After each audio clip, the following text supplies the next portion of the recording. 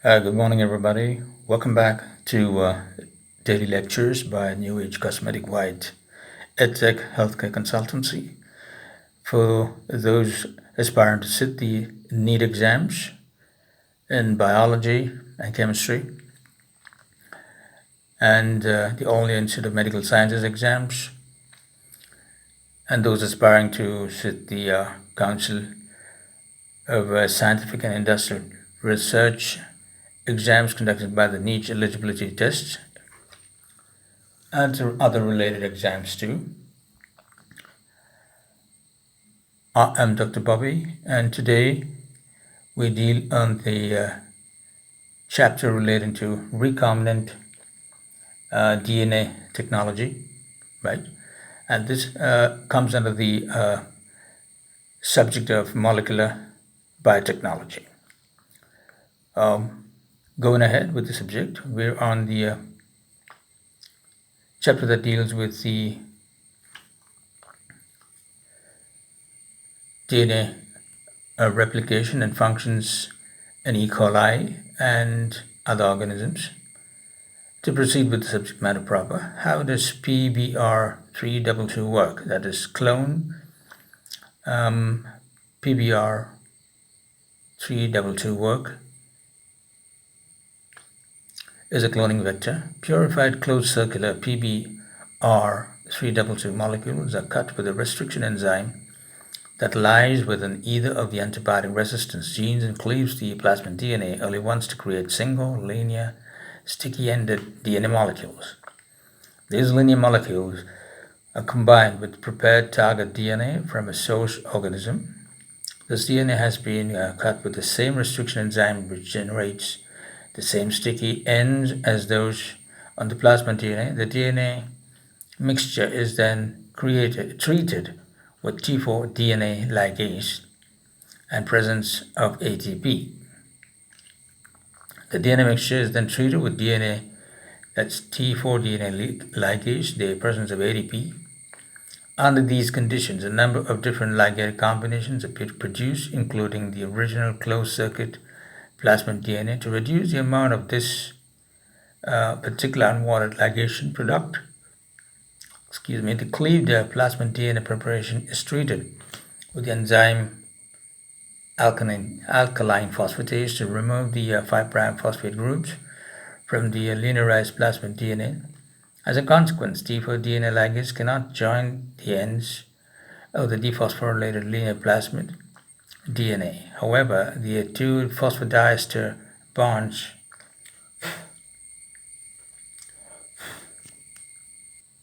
phosphodiester bonds that are formed by T4 DNA ligase after the ligation and circularization of alkaline phosphatase treated plasmid DNA with restriction endonuclease digested source DNA, which provides the phosphate groups, are sufficient to hold the two molecules together. Despite the presence of two nicks, after transformation, these nicks are sealed by the host cell DNA ligase system. Digested fragments from the source DNA are also joined to each other by T4 DNA ligase. However, these unwanted ligation products do not contain an original replication and therefore will not replicate following introduction into a host cell. On your left side is a figure which represents a plasmid PBR322.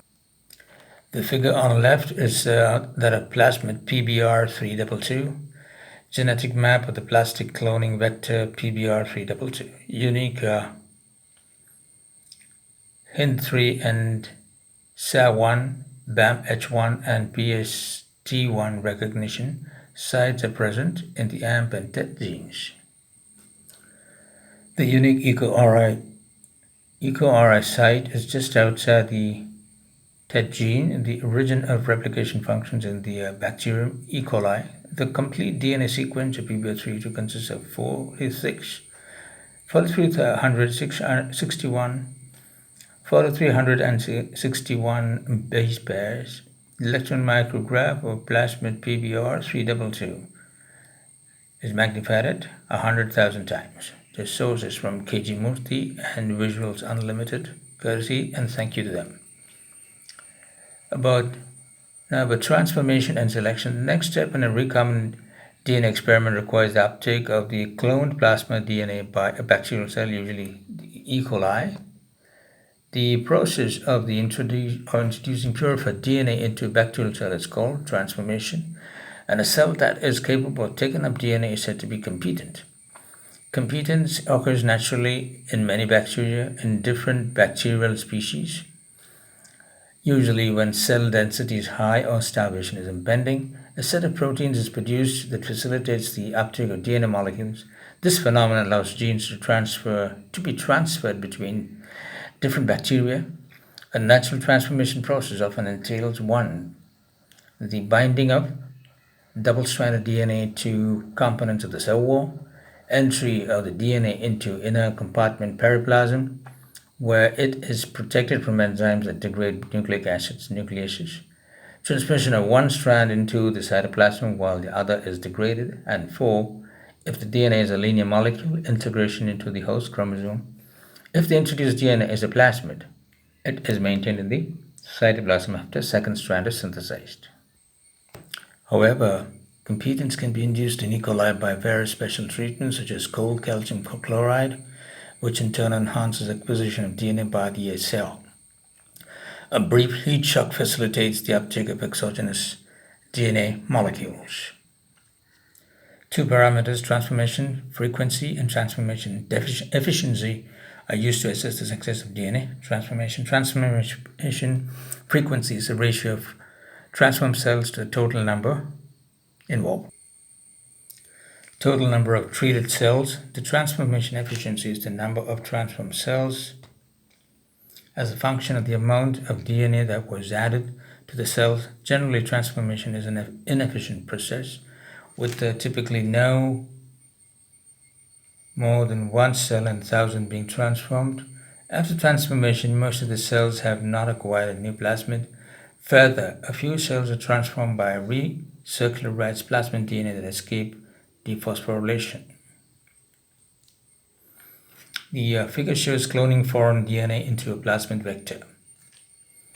After restriction endonuclease cleavage and alkaline phosphatase treatment, the plasmid DNA is ligated to the restriction endonuclease digested targeted DNA, and 2 of the 4 nicks are sealed. This molecular configuration is stable, and the 2 DNA molecules are covalently joined. After introduction into a host cell, ensuing replication cycles produce new complete circular DNA molecules with no nicks. Check out this diagram, which shows DNA cloning, plasmid DNA, and restriction endonuclear cleavage with the presence of alkaline phosphatase treatment, and the target DNA restriction endonuclease cleavage, right? And you have T4 DNA ligase and phosphodiester bonds that lead to a nick here. There's a nick here, OH, and a phosphodiester bond. There's another nick here near transformation that goes into the host cell. And with alkaline phosphatase, others acquire ligated and non-ligated non-plasmid DNA, and a few are transformed by the plasmid insert DNA construct. As noted earlier, extrachromosomal DNA that lacks an origin of replication cannot be maintained within a bacterial cell. Thus, the uptake of non-plasmid DNA is usually of no consequence in a recombinant DNA experiment. To ensure that a plasmid cloned DNA construct is perpetuated in its original form, the E. coli host cells should have certain features. For example, the absence of restriction endonucleases ensures that DNA constructs will not be degraded after transformation. In addition, the integrity of DNA constructs is more likely to be maintained in host cells that are unable to ensure that a plasmid clone DNA construct is perpetuated in its original form. The E. coli host cells should have certain features. For example, the absence of restriction endonucleases ensures The DNA constructs will not be degraded after transformation. In addition, the integrity of DNA constructs is more likely to be maintained in host cells that are unable to carry out exchanges between DNA molecules because the host cells are recombination negative. Rec-A, also cells that do not produce the endonuclease encoded by the END-A1 gene, have increased transformation frequencies. After the transformation step, it is necessary to identify as easily as possible those cells that contain plasmids with cloned DNA in a PBR322 system in which the target DNA was inserted into the BAM-H1 site. This specific identification is accomplished using the two antibiotic resistance markers that are carried on the plasmid. Following transformation, the cells are incubated in medium without antibiotics to allow the antibiotic resistance genes to be expressed, and then the transformation mixture is plated onto medium that contains the antibiotic ampicillin. Cells that carry PBR322 with or without insert DNA can grow under these circumstances.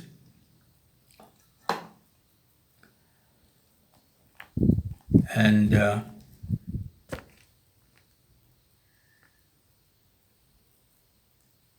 because the AmpG on PBR322 is intact, the non-transformed cells are sensitive to ampicillin.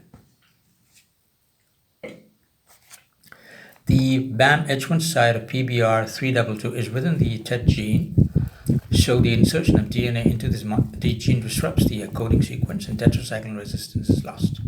Therefore, cells with these plasmid cloned DNA constructs are resistant to ampicillin and sensitive to tetracycline. Cells with recircularized PBR322 DNA, however, have an intact TET gene and are resistant to both ampicillin and tetracycline. The second step in the selection scheme distinguishes between these two possibilities. Cells that grow on the ampicillin-containing medium are transferred to a tetracycline-containing medium. The relative positions of the cells transferred to the tetracycline agar plate are the same as those of the colonies from which they were transformed to the original ampicillin agar plate. Cells that form colonies on the tetracycline agar plates carry recircularized PBR322 without insert DNA because, as noted, these cells are resistant to both ampicillin and tetracycline. Those cells that do not grow on the tetracycline agar plates, however, are sensitive to tetracycline and carry PBR322 cloned DNA constructs. Individual cultures that are sensitive to tetracycline are established from each of the colonies on the ampicillin agar plates. Later, additional screening procedures can be conducted to verify that these cells, called transformants, carry the desired PBR322 clone DNA construct. The HIND3 and CEL1 sites in the tetracycline resistance gene and the PST1 site in the ampicillin resistance gene of PBR322 provide alternative potential cloning locations. When the PST1 recognition site is used for cloning, the principle of the selection scheme is the same, but the antibiotic sensitivities are reversed. Thus, the first set of plates contains tetracycline and the second set contains ampicillin. The PBR322 selection scheme for identifying transformed cells with insert DNA vector constructs relies on replication plating, which can be used in many different ways for various purposes. Was originally devised to isolate mutant bacterial colonies that require a supplement for growth that is auxotrophic mutants, as in figure 312. Other plasmid cloning vectors. The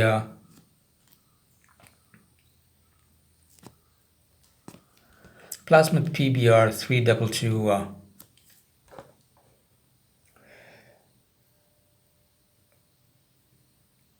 was a well-conceived cloning vector. However, it has only a few unique cloning sites, and the selection procedure for this is time-consuming. Thus, inevitably, other systems were developed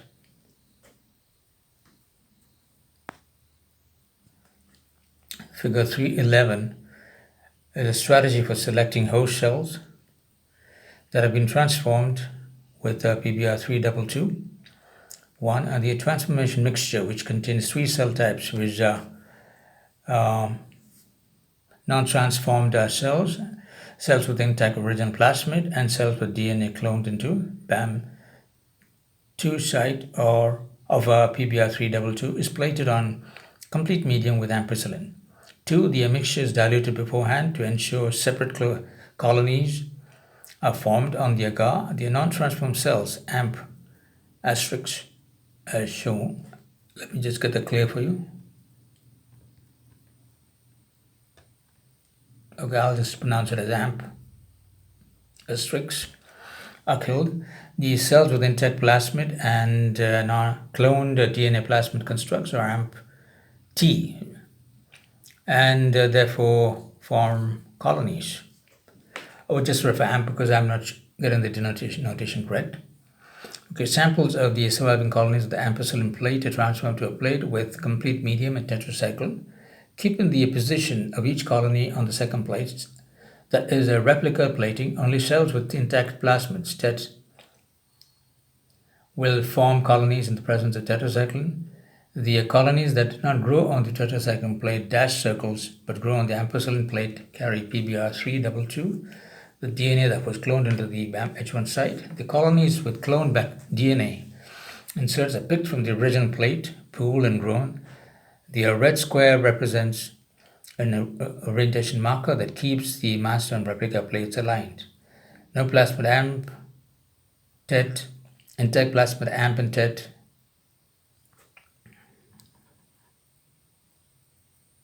AMP-T, yeah, TET-T, right.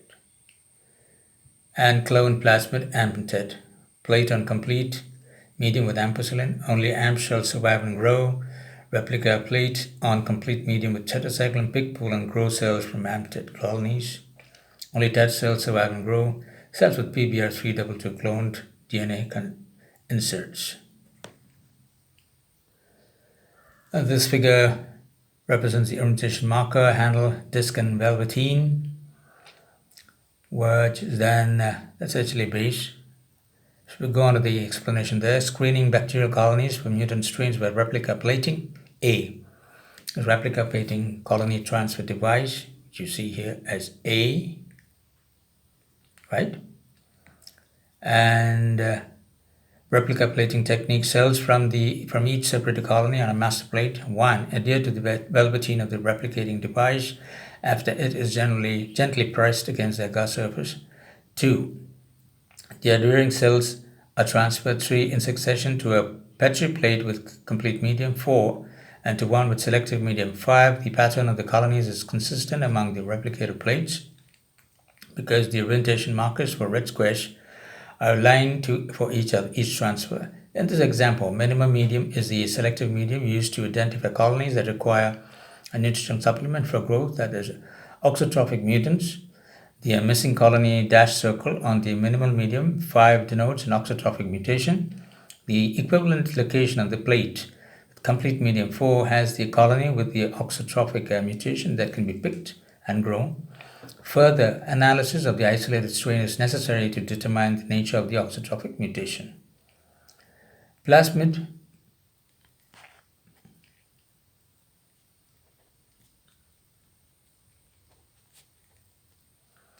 PUC19 is 2686 base pairs long and contains an ampere gene. A segment of the beta-galactosidase gene, lactase Z, of the lactose operon of E. coli under the control of the regulatable LAC promoter. A LAC1 gene that produces a repressor protein that regulates the expression of the LAC-Z gene from the LAC promoter, a short DNA sequence with many unique cloning sites. And for example, EcoR1, SAC1, X1, small 1, BAMH1, and others, which is called multiple cloning site. Right, we have the sequence of the multi-cloning site or polylinker and the original of the DNA replication from PBR322. The PUC19 selection procedure has the following rationale. When cells carrying unmodified PUC19 are grown in the presence of isopropyl beta D thiogalactopyranoside IPTG, which is an inducer of the LAC operon. The protein product of the LAC1 gene can no longer bind to the promoter operator region of the LAC-Z gene. So the LAC-Z gene in the plasmid is transcribed and translated. The LAC-Z protein combines with the protein LAC-alpha that is encoded by chromosomal DNA to form an active hybrid beta-galactosidase in PUC19. The multiple cloning site is incorporated into the LAC-Z gene and the plasmid without interfering with the production of the functional hybrid beta-galactosidase. Finally, the substrate 5-bromo-4-chloro-3-indole beta-D-galactopyranoside XGAL is present in the medium. It is hydrolyzed by this hybrid beta-galactosidase to a blue product. Under these conditions, colonies contain unmodified PUC19 appear blue. For a PUC19 cloning experiment, DNA from a source organism is cut with one of the restriction endonucleases from which there is a recognition site at the multiple cloning site. This source DNA is mixed with PUC19 plasmid DNA that has been treated with same restrictor endonuclease and then with alkaline phosphatase. After ligation with the T4DNA ligase, the reaction mixture is introduced by transformation into a host cell which can synthesize that part of beta-galactosidase, LAC-Z-alpha, that combines with the product of the LAC-Z gene to form a functional enzyme. The treated host cells are plated onto medium that contains ampicillin, IPTG, and XGAL. Non-transformed cells cannot grow in the presence of ampicillin cells. With recircularized plasmids can grow with ampicillin in the medium, and because they can form functional beta-galactosidase, they produce blue colonies.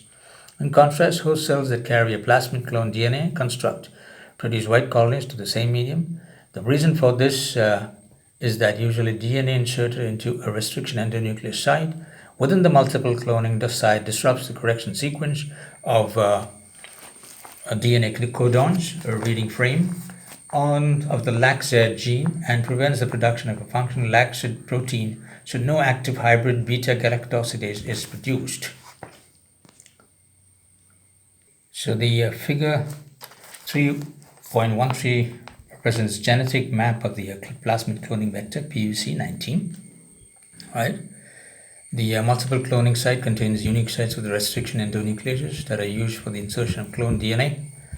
The plasmid contains an AMP gene and origin of replication that functions in E. coli, and the LAC1 gene, which produces a repressor that blocks the transcription of the LAC-Z gene in the absence of the inducer IPTG. The complete DNA sequence of PUC19 is 2686 BP long. LAC-Z gene, multiple cloning sequence, LAC1 gene, origin and replication, PUC19, AP gene. Right, we have the diagram representing the plasmid PUC19 multiple cloning site. A pretty interesting diagram there, right?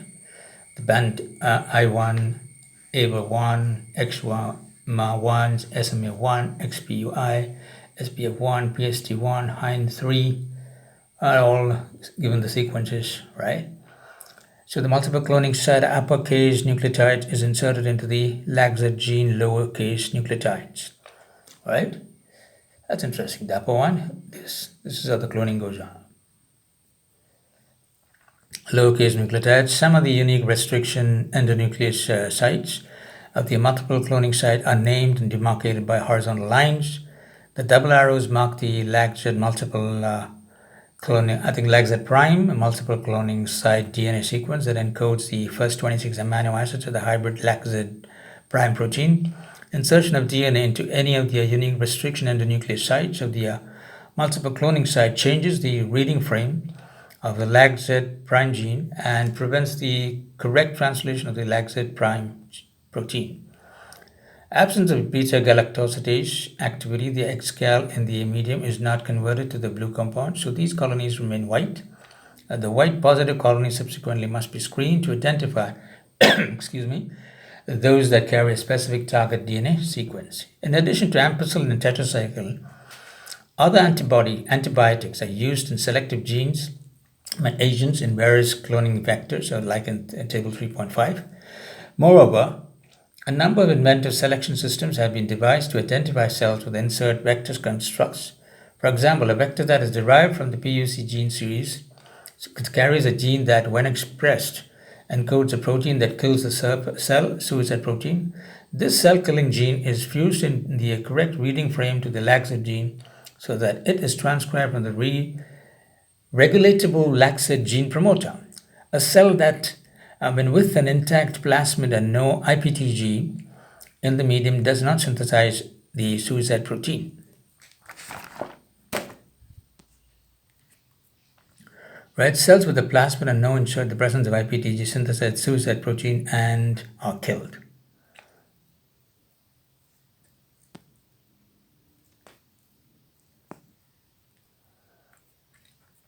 With an insert, the IPTG, a non-functional suicide protein, is produced because the insert in all likelihood disrupts the reading frame of the suicide gene.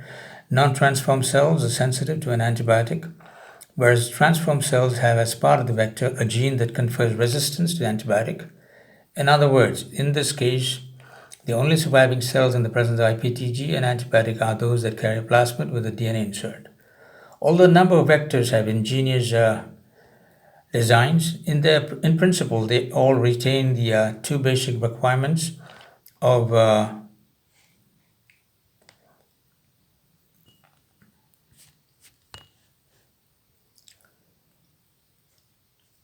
recombinant DNA technology. There is both a choice of cloning sites and an easy way of identifying cells with plasmid cloned DNA constructs. It should be noted that unique restriction endonuclease sites have a dual function in recombinant DNA research. They are required for inserting DNA into a cloning vector, and they allow an inserted DNA sequence to be recovered from the vector. In other words, after a piece of DNA has been cloned into a plasmid that was cut with the same restriction endonuclease, it can be retrieved by cutting the purified plasmid cloned DNA construct with that restriction endonuclease, because the insertion event recreates the recognition site at each end of the cloned DNA sequence. A recovered DNA fragment can be cloned into specialized cloning vectors for DNA sequencing of vectors that have been specifically to achieve high levels of expression, transcription, and translation. Even though E. coli, which is well known as a laboratory organism, is used for all routine molecular cloning procedures, other bacteria such as Bacillus subtilis and Agrobacterium tumefaciens often act as the final host cells. For many applications, cloning vectors that function in E. coli may be provided with the second origin of replication that enables the plasmid to replicate in the alternating host cell. With these shuttle cloning vectors, the initial cloning steps are conducted with E. coli before the fully developed construct is introduced into a different host cell. In addition, a number of plasmid vectors have been constructed with a single broad host range origin of DNA replication instead of a narrow host range origin of replication. These vectors can be used with a variety of microorganisms. Shuttle vectors have some drawbacks. The addition of a segment of DNA containing the second origin of replication increases the size of the vector and reduces the amount of DNA that can be inserted. And in some instances, shuttle vectors are not efficiently propagated in the host cell. Also, broad host range cloning vectors can be unstable and can be lost from a preferred host cell. To overcome these limitations, a system was devised for cloning a DNA insert into an E. coli-based plasmid, and then combining the part of the plasmid that carries both the cloned DNA and an antibiotic resistance gene with a part of a host cell-specified plasmid carrying its own origin of replication. The first step in the creation of this shuttle vector requires engineering two different recognition sites for the restriction endonuclease SFIR. The sequence of this site is given here, where N represents any base pair. Two different SFI sites, SFI1 and SFI-Y, SFI-Z and SFI-Y, or is it? That's Y, are designed to have different variable sequences so that after digestion, the SFI1, the extents of the SFI1 site are not complementary to those of the SFI1 site, IY. Next, the two SFI sequences are inserted into both the E. coli-based and host cell-specific plasmids so that they flank the region containing the antibiotic resistance gene at the cloning site in the E. coli-based plasmid and the origin of replication on the host cell. specific plasmid. After a DNA sequence is cloned into the E. coli-based plasmid and the construct is drawn into E. coli, the E. coli-based and host cell-specific plasmids are purely separately mixed and digested with SFI-I, the SFI-Z-I, and SFI-1 and the SFI-Y when the SFI-I-Y extensions base pair, and after ligation, several different chimeric circular DNA molecules are formed. The continuation follows. Prior to that, let's finish up this table. Some antibiotics commonly used in selective agents. That's antibiotic abbreviation is AMP or AP, ampicillin. It inhibits cell wall formation and inactivate beta-lactamase. And the mixture is transformed into the host cell and selected on medium containing an antibiotic, that is chloramphenicol. Cells without any plasmid and those with plasmids without the chloramphenicol resistance gene cannot grow in the presence of chloramphenicol. Also, plasmids that do not carry an origin of replication or that carry the origin of replication from the E. coli-based plasmid are not replicated in the host cell and therefore are not maintained. Only cells transformed with a chimeric plasmid that carries part of the E. coli-based plasmid with the chloramphenicol resistance gene and the clone gene join the fragment of the host cell-specific plasmid contains a origin of replication that functions in the host cell are resistant to chloramphenicol and consequently can grow. This IZ and IY procedure, which can be adapted for any host cell that has a plasmid, is called vector backbone exchange. Creating and screening a library, making a genomic library. One of the fundamental objectives of molecular biotechnology is the isolation of genes that encode proteins for industrial, agricultural, and medical applications. In prokaryotic organisms, structural genes from a continuous coding domain in the genomic DNA, whereas in eukaryotes, the coding regions, exons, of structural genes are separated by non-coding regions, introns. Consequently, different cloning strategies have to be used for cloning prokaryotic and eukaryotic genes.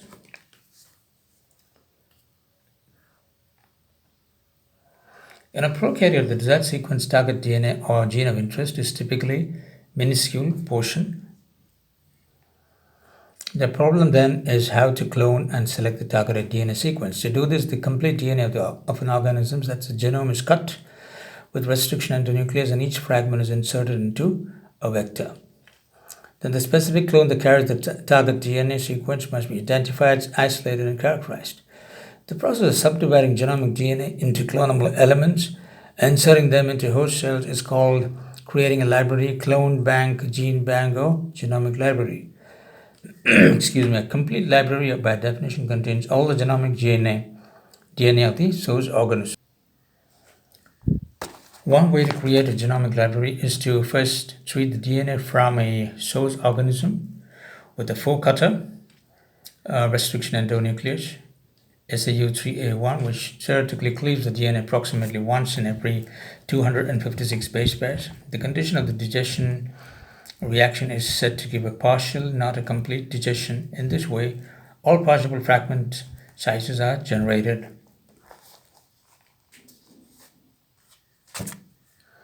It's a 4-cutter. The conditions of the digestion reaction are said to give a partial, not a complete digestion. In this way, all possible fragment sizes are generated, as shown in figure 3.17. Partial digestions are carried out with a low concentration of restriction endonuclease or shortened incubation times. The fragments become smaller as their reaction period is extended to ensure that the entire genome, or most of it, is contained with the clones of a library. The sum of the inserted DNA in the clones of the library should be 3 or more than 3 times the amount of DNA in the genome. For example, if a genome has 4 by 10 raised to 6 BP and the average size of an insert is 1000 BP, then 12,000 clones are required for 3-fold coverage. 3 and a 4 into 10 raised to 6 by 10 raised to 3. For the human genome, 3.3 into 10 raised to 9 BP, about 80,000 bacterial artificial chromosomes, BHC clones that have an average insert size of 150,000 BP composed of library with 4-fold coverage. That is 4 into 3.3 and 10 raised to 9 by 15 10 raised to 4. From a statistical perspective, the relationship n is equal to log 1 minus p by log 1 minus f, where n is the number of the clones, p is the probability of finding a specific gene, and f is the ratio of the length of the strand. This is the figure of the clone gene of E. coli based plasmid and the host cell specific plasmid that mixes and digests with STI1 ligate and transformed host cells. This is the clone gene. The vector backbone exchange is shown here. Shown RNA E. coli based plasmid with a clone DNA sequence, a chloramphenicol resistance gene CMT, and an E. coli specific origin of the replication ORIT, and a host cell specific plasmid with a host specific origin of replication and erythromycin resistance gene that have been engineered with SFI1 and SFI recognition sites. Treatment of the plasmid shown in panels A and B with SFI1 generates 2 fragments from each plasmid with SFI-IOZ and IY extensions. Several different circular chimeric DNA molecules are formed after base pairing between complementary extensions and ligation. After transformation of the mixture of the chimeric DNA molecules into the host cell, only cells carrying a chimeric plasmid that has an origin of replication that functions in the host cell, as well as the clone DNA sequence and the chloramphenicol resistance gene from the E. coli based plasmid, will be selected on medium containing chloramphenicol.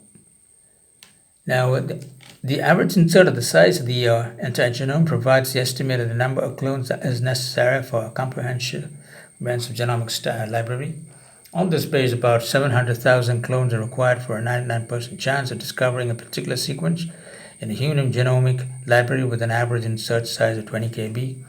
Finally, because restriction endonuclease sites are not randomly located, some fragments may be too large to be cloned. When this occurs, it may be difficult or even possible to find a specific target DNA sequence because the library is incomplete.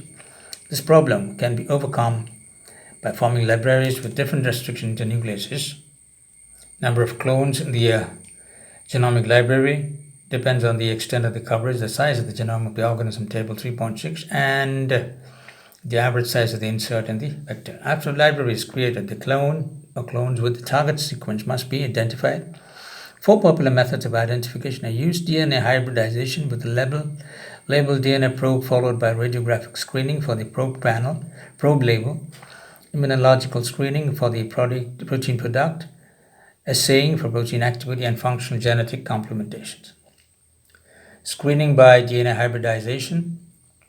The presence of a target nucleotide sequence in a DNA sample can be determined with a DNA probe. This procedure is called DNA hybridization. It depends on the formation of staple base pairs between the probe and large target sequence. DNA hybridization is feasible because naturally occurring double-stranded DNA can be converted into single-stranded DNA by heat or alkali treatment. Heating DNA breaks the hydrogen bonds. The effects of increasing the time of restriction endonuclease digestion of a DNA sample, as shown in this figure.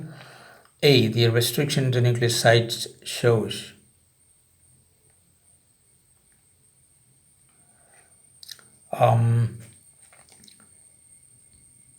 arrows of a DNA molecule are shown. As the duration of restriction endonuclease treatment is extended, cleavage occurs at an increased number of sites. Lane 1 represents size of the DNA molecules at the time of addition of restriction endonuclease. Lanes 2 to 5 depict the extension of DNA cleavage after increasing exposures to the restriction endonuclease. DNA contents of various organisms.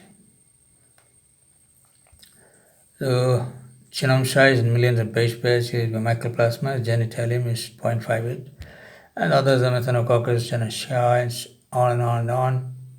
We have Triticum, H-tabium with 70,300.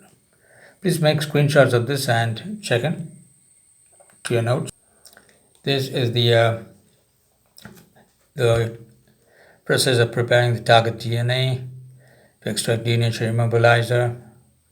to prepare probe DNA and then the hybridization. Figure 3.19 shows DNA hybridization.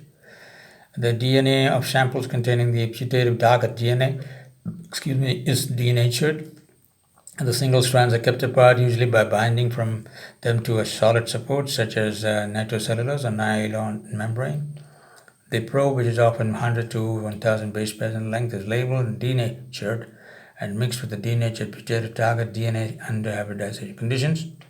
3. After the hybridization reaction, the membrane is washed to remove non-hybridized probe DNA and assayed for the presence of any hybridized label tag. If the probe is not hybridized, no label is detected. The asterisks denote the label tag, signal of the probe DNA. Okay. Bases together are shown as denaturation, but do not affect the phosphodiester bonds of the DNA backbone. If the heated solution is rapidly cooled, the strands remain single-stranded. However, if the temperature of a heated DNA solution is lowered slowly, the double-stranded helical conformation DNA can be re-established because of the base pairing of complementary nucleotides. That's renaturation. The process of heating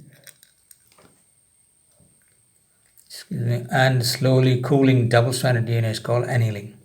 When DNA fragments from different sources with some shared homologs, sequences are mixed, heated to 100 degrees centigrade. Slowly cooled, there will be some hybrid DNA molecules among the annealed products. That is stranded DNA in which these strands come from different sources. In general, for a DNA hybridization assay, the target DNA is denatured and the single strand are irreversibly bound to a matrix, example nitrocellulose or nylon. The single strands of DNA probe, which are labeled with either radioisotope or another tagging system, are incubated and bound DNA sample. If the sequence of nucleotides in the DNA probe is complementary to a nucleotide sequence in the sample, the base pairing, that is hybridization, occurs. The hybridization can be detected by autoradiography or other visualization procedures depending on the nature of the probe label. If the nucleotide sequence of the probe does not pair with the DNA sequence in the sample, then no hybridization occurs and the assay gives a negative result. Generally, probes range in length from 100 to more than 1000 base pairs, although both larger and smaller probes can be used depending on the conditions of the hybridization reaction. Stable base pairing requires a match of greater than 80% within a segment of 50 bases. Now, DNA probes can be labeled as in many ways, various ways. One strategy, which is called the random primer method, utilizes a mixture of synthetic random oligonucleotides, oligomers, containing all possible combinations of sequences of 6 nucleotide hexamers.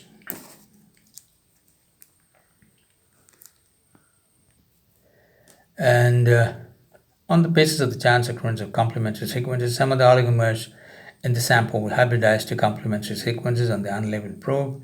DNA template figure 3.2. After the oligomer sample is mixed with the denatured probe template DNA, the 4-deoxyribonucleotides, triphosphates, GNTPs, and a portion of E. coli DNA polymerase 1 called the clinofragment.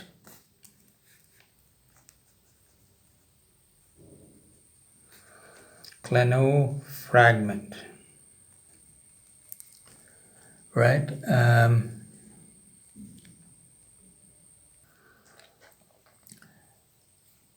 The DNTPs are deoxyadenosine triphosphate, deoxyribosynthamine, silthymine triphosphate, and deoxyguanosine triphosphate.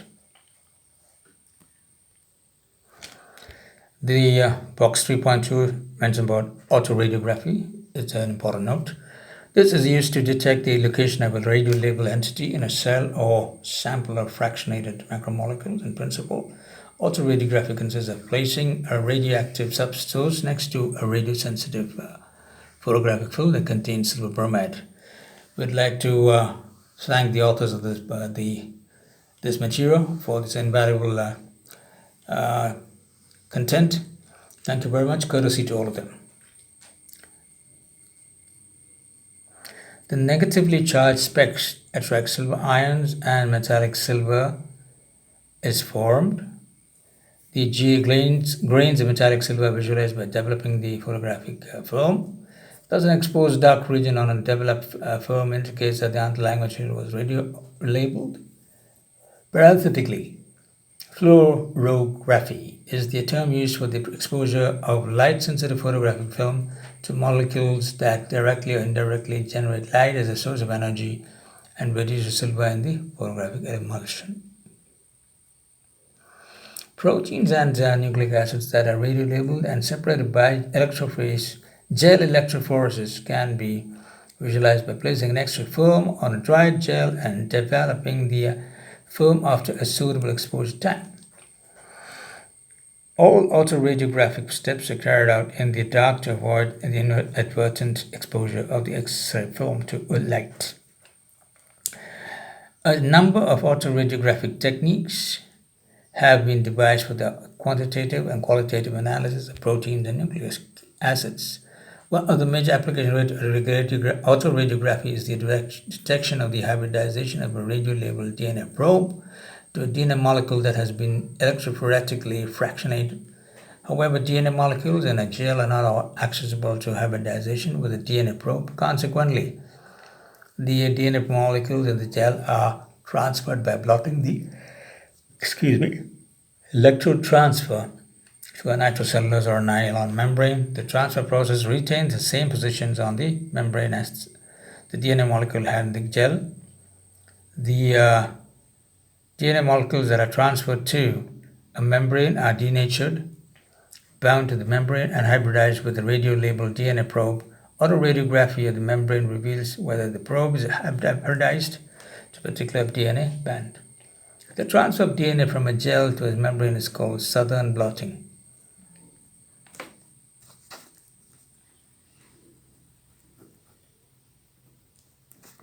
Southern blotting. After Edwin Southern, who devised the original DNA blotting strategy. Northern blotting and western blotting are methods for transfer RNA and protein respectively from a gel to a membrane. The terms northern and western have nothing to do with direction. They are coined by molecular biologists both to give Edwin Southern further credit for developing the notion of a blotting macromolecules from a gel to a membrane and to distinguish the macromolecules that are transferred. Designations northern and western are also examples of molecular biology humor. This is a schematic, I think. You just see the production of labeled probe DNA by the random primer method. The duplex DNA containing the sequence that is to act as the probe is denatured, and an oligonucleotide sample containing all possible sequences of a nucleotide is added. It is a statistical certainty that some of the molecules of the oligonucleotide mixture will be hybridized to the unlabeled denatured probe DNA in the presence of the cleaner fragment and the 4 DNTPs, one of which is labeled with the tag asterisk. The base paired oligonucleotides act as primers for DNA synthesis. The synthesized DNA is labeled and used as a probe to detect the presence of the DNA sequence in the DNA sample. In this case, the labeled probe consists of a number of separate DNA molecules that together constitute almost the entire sequence of the original unlabeled template DNA. DNA polymerase and 3' exonuclease activities but lacks the 5' exonuclease activity that is normally associated with E. coli DNA polymerase. The 3' exonuclease is retained because it reduces the misincorporation of erroneous DNTPs for the synthesis of the new DNA strand. However, 5' exonuclease activity is abolished because it would degrade some of the newly synthesized DNA, and with the available 3' hydroxyl groups provided by the base pair random primers and the strands of the probe as templates, new DNA synthesis occurs. If a radioactive label is used, the number of NTPs contain the isotope 32P in the alpha position phosphate. Autoradiography is used to determine whether the label probe sequence hybridizes to a sequence of a target DNA sample. Often today, the deoxyribonucleotides including the labeled DNTP, and incorporated into the probe sequence using the polymerase chain reaction PCR, generating high yields of labeled probe DNA. For non-isotope detections of hybridization, biotin can be attached to one of the 4 DNTPs that are incorporated during the DNA synthesis step. When a biotin lacked labeled proteins hybridized with the sample DNA detection, we see that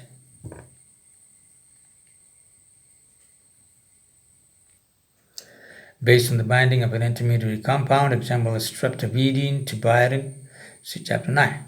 The intermediary compound carries an appropriate enzyme that, depending on the assay system, may either form a chromogenic colored molecule that can be visualized directly or produce a chemiluminescence response that can be detected by autoradiography.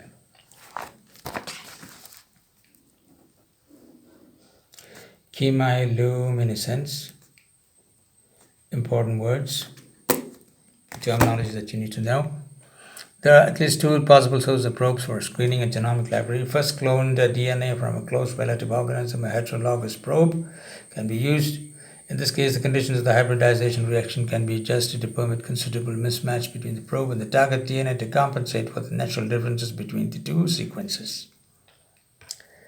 Second, a probe can be produced by chemical synthesis. Nucleotide sequence of a synthetic probe is based on the probably nucleotide sequence that is deduced from the known amino acid sequence of the protein probe encoded by the target gene.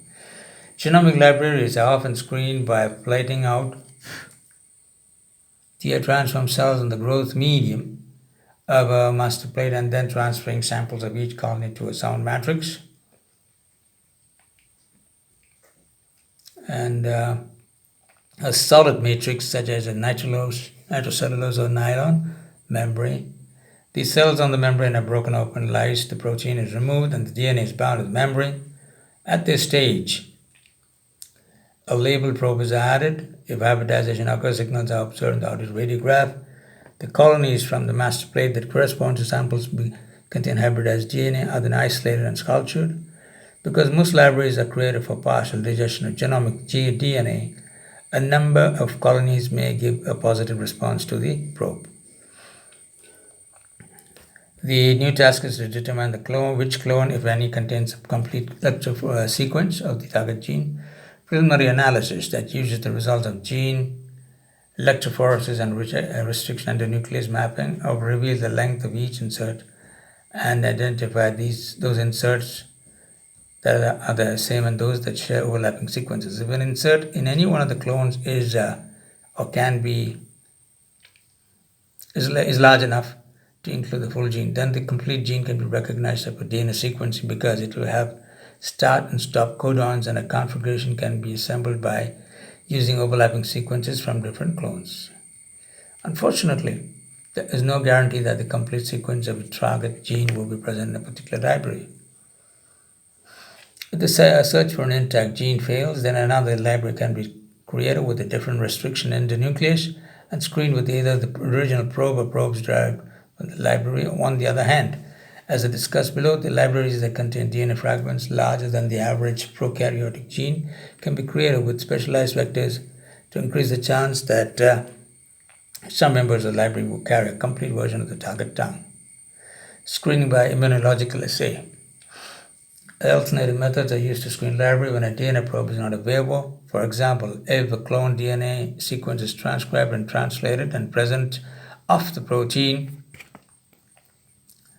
or even part of it can be determined by an immunological assay. Technically, this procedure has much in common. With the DNA hybridization assay, all the clones of the library are grown on several master plates. A sample of each alpha colony is transferred to a known position on the matrix, where the cells are lysed and released proteins are attached to the matrix. The matrix with the bound protein is treated with an antibody, primary antibody. The successfully binds to the protein. This is a diagram of screening a library with a labeled DNA probe. Colony hybridization cells from the transformation reactions are plated onto solid agar medium under conditions that permit transformed but not transformed cells to grow one from each discretionary colony formed in the master plate. A sample is transferred to a solid matrix such as nitrocellulose and nylon membrane, the pattern of the colonies on the master plane is retained on the matrix.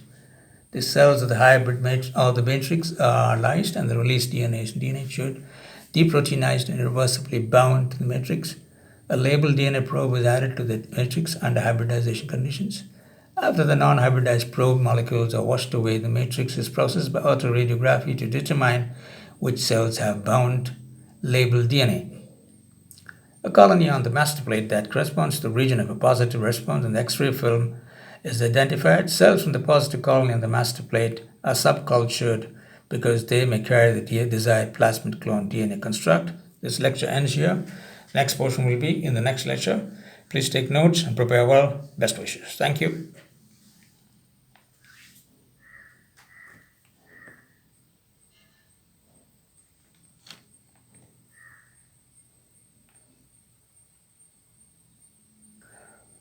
We're continuing with a few portions that may be included here. Encoded by the target gene following the interaction of the primary antibody with the target protein, antigen.